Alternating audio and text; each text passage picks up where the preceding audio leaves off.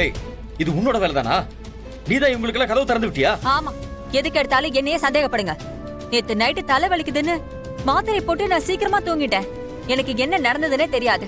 நான் தான் இவங்க எல்லாரையும் உள்ள விட்டேன்.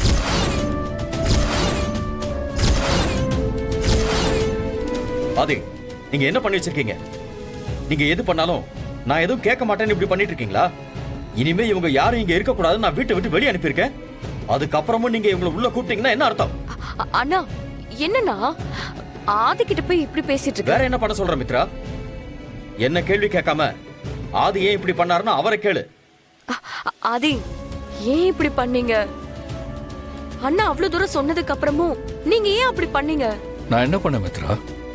நைட் அவ்வளோ மழை, காத்து, குழந்தைங்களும் பாட்டியும் மழையில நனைஞ்சுக்கிட்டு இருந்தாங்க.